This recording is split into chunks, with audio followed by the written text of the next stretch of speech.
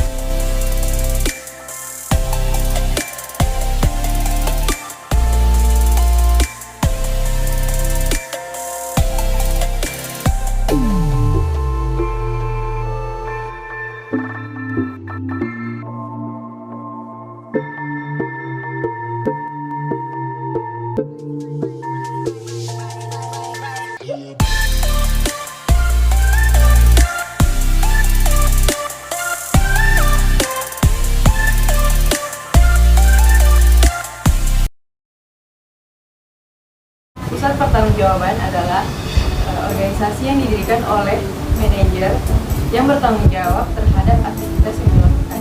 Jenis pusat pertanggungjawaban yang pertama pusat pendapatan, yang kedua pusat beban, yang ketiga pusat laba, dan yang terakhir pusat investasi. Pendapatan dan beban.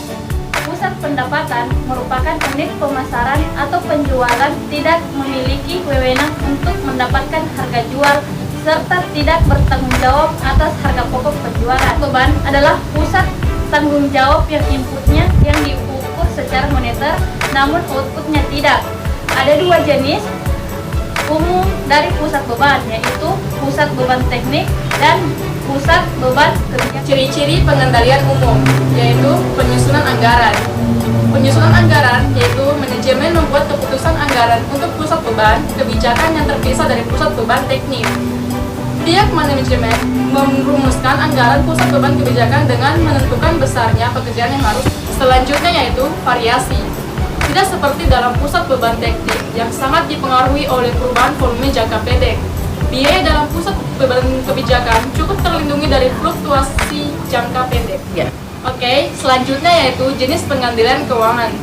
Jenis ini yaitu pengendalian keuangan dalam pusat beban teknik. Sasarannya adalah menjadi kompetitif dalam biaya dengan cara menentukan standar dan mengukur biaya akrual terhadap standar tersebut. Tujuan utama dari pusat beban kebijakan adalah untuk mengendalikan biaya dengan mengikut sertakan para manajer guna berperan serta dalam perencanaan. Bersama-sama mendiskusikan langkah apa yang akan diambil dan tingkat usaha yang bagaimana yang tepat untuk masing-masing. Yang terakhir yaitu pengukuran kinerja.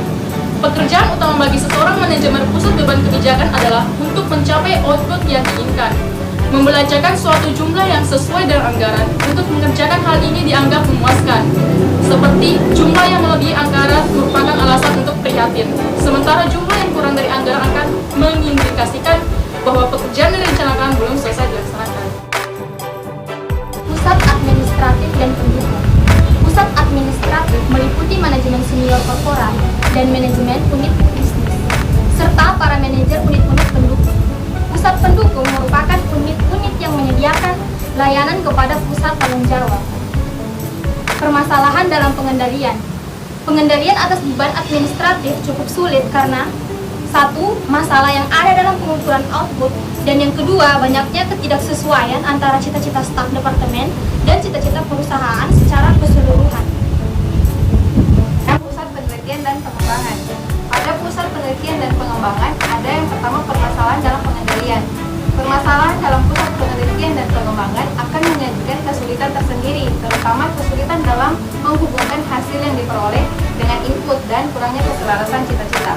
Rangkaian kesatuan penelitian dan pengembangan. Aktivitas yang dilakukan oleh organisasi litbang merupakan satu kesatuan rangkaian, di mana penelitian dasar merupakan titik awal, sementara itu pengujian produk merupakan titik akhir. Program litbang. Tidak ada cara ilmiah untuk menentukan skala optimum dari anggaran litbang. Perusahaan sekedar menggunakan persentase dari penghasilan rata-rata sebagai dasar.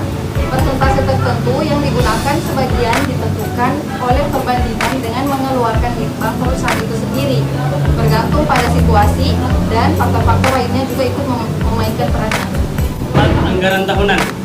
Jika suatu perusahaan telah memutuskan suatu program litbang berjangka panjang dan telah menjalankan program ini dengan sistem persetujuan proyek, maka upaya untuk menyusun anggaran litbang per tahun akan menjadi persoalan yang sederhana.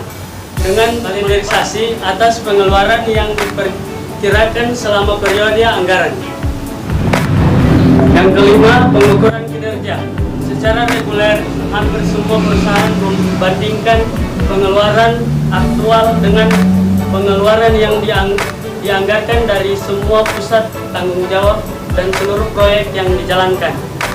Pusat pemasaran merupakan aktivitas pemasaran yang terdapat dua jenis aktivitas yang berbeda yang dikelompokkan di bawah pusat pemasaran dengan pengendalian berbeda satu sama lain.